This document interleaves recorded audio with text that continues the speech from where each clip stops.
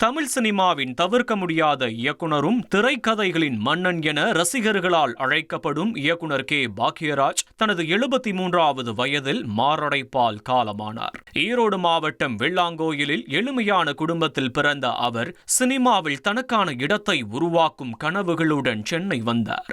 ஆரம்பத்தில் சினிமாவில் ஒரு உதவி இயக்குனராக தனது பயணத்தை துவங்கினார்.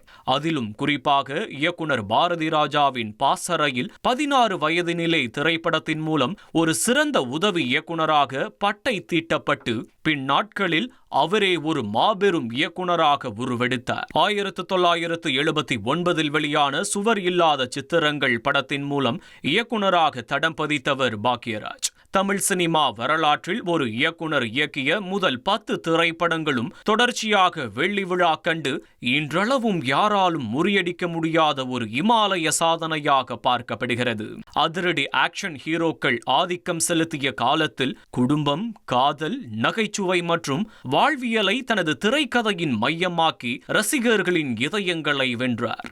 நடிகர், இயக்குனர், வசனகர்த்தா, தயாரிப்பாளர், இசையமைப்பாளர், பத்திரிகையாளர் மற்றும் அரசியல்வாதி என பன்முக திறமைகளுடன் விளங்கிய இவர் இறுதியாக சித்து +2 என மொத்தம் 26 திரைப்படங்களை இயக்கினார் என்பது குறிப்பிடத்தக்கது. 1984ஆம் ஆண்டு நடிகை பூர்ணிமாவை திருமணம் செய்து கொண்டார்.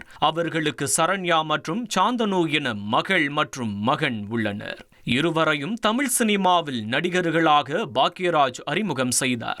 தொடர்ந்து அரசியலில் ஈடுபாடு கொண்ட அவர் துவக்கம் முதலே தன்னை எம்ஜிஆரின் ரசிகராக வெளிப்படுத்தியிருந்தார்.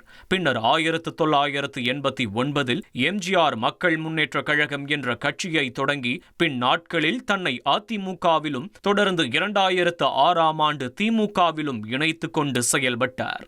தமிழ் திரையுலகம் மட்டுமின்றி ஹிந்தி, தெலுங்கு, கன்னட மொழிகளிலும் தனது ஆழமான முத்திரையை பதித்து இயக்குனர் பார்த்திபன் முதல் S.J. சூர்யா வரை இன்றைய பல முன்னணி படைப்பாளிகளுக்கு ஒரு சிறந்த வழிகாட்டியாக திகழ்ந்த பெருமை இவருக்கு உண்டு.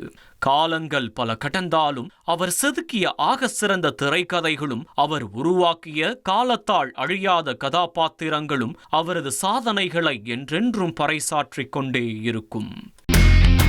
இனி செல்லும் இடமெல்லாம் செய்தி. தந்தி டிவியின் வாட்ஸ்அப் சேனலை ஃபாலோ பண்ணினா செல்லருக்கும் இடமெல்லாம் செய்தி. இதோ QR கோட் இப்பவே ஸ்கேன் பண்ணுங்க, ஃபாலோ பண்ணுங்க.